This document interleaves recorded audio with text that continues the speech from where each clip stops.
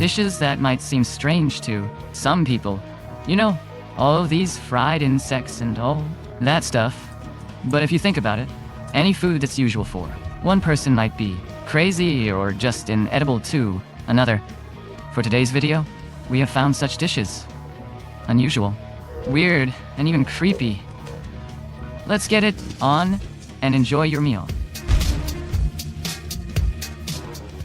Maple leaves, or rather, deep-fried Japanese maple leaves. It is a dish that you can try in the Japanese city of Osaka, located on the Honshu Island. The Japanese say that everything that's deep-fried tastes much better. So why not deep-fry a maple leaf? More than 1,000 years ago, a monk was so impressed by the beauty of a maple near the Mino waterfall that he fried the leaves in lamp oil and offered them to pilgrims. This is how this unusual delicacy appeared, according to the legend, and today, it has gained great popularity. The dish is prepared slowly and thoroughly. First, the leaves are collected, but not those on the fine branches, only the ones that have already fallen off, and they must be yellow too, not red, otherwise the dish will be spoiled. The leaves are then thoroughly washed and salted in barrels for a year. Before frying them in boiling oil, the leaves are dipped in liquid dough consisting of eggs, flour, sugar, and water, and sesame. A few minutes in the deep fryer, and the treat is ready. Ship worms? If you lose your appetite when you hear the word worms, then don't worry.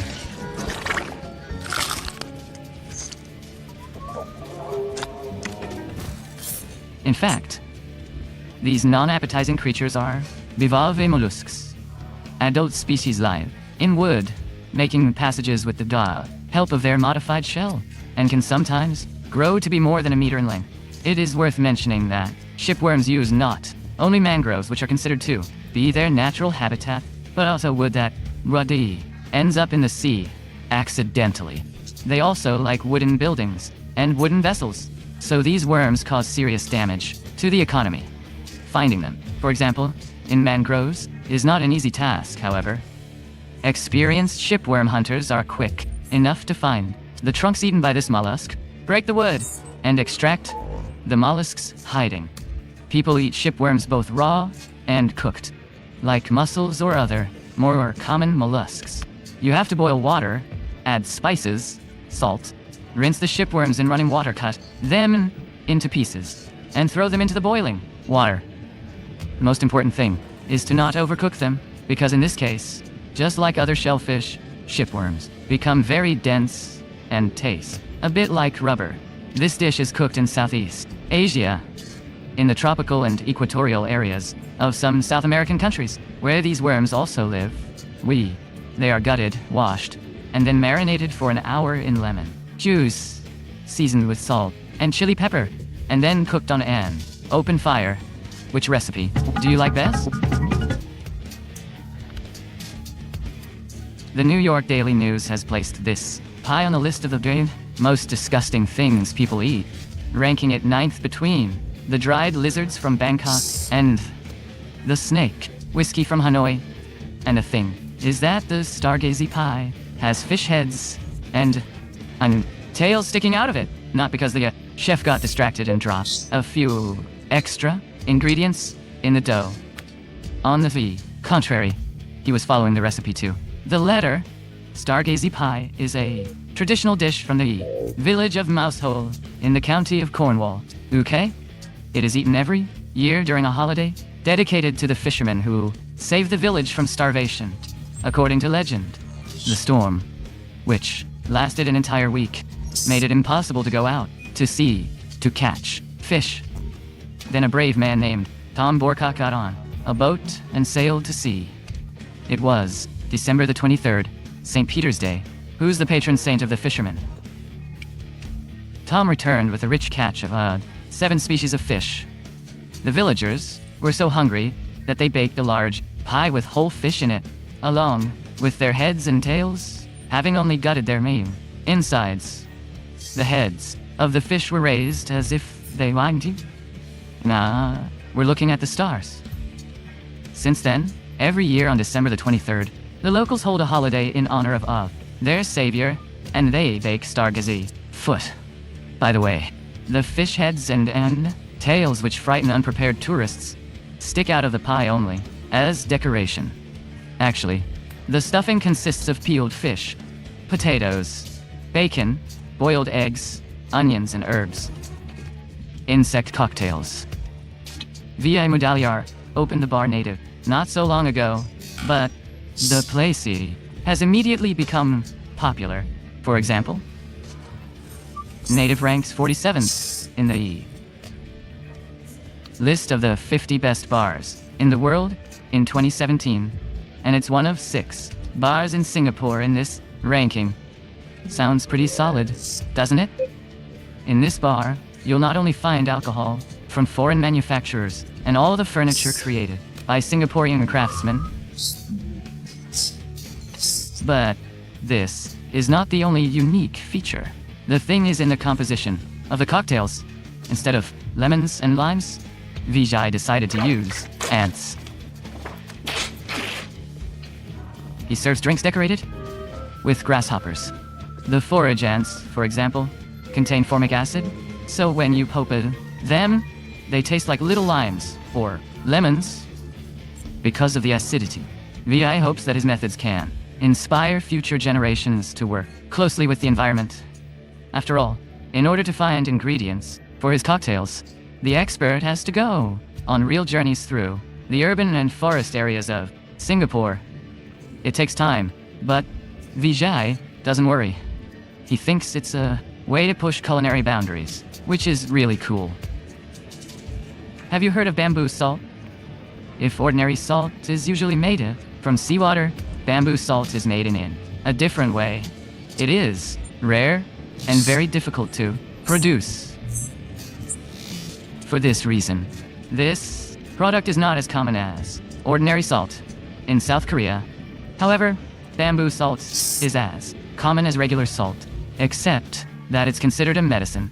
Bamboo salt is used to control diseases such as stomach disorders and pain of various origins. One of the most popular forms of bamboo salt in the country was invented by the famous medical professional Dr. Il-Hoon Kim, who patented a top-secret manufacturing process.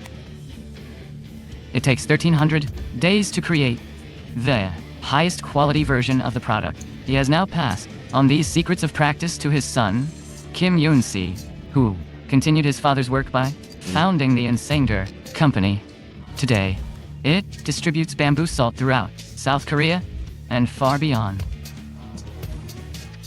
400 miles from the coast of mainland Japan is the small island of Okinawa, where some of the most unique algae in the world grow.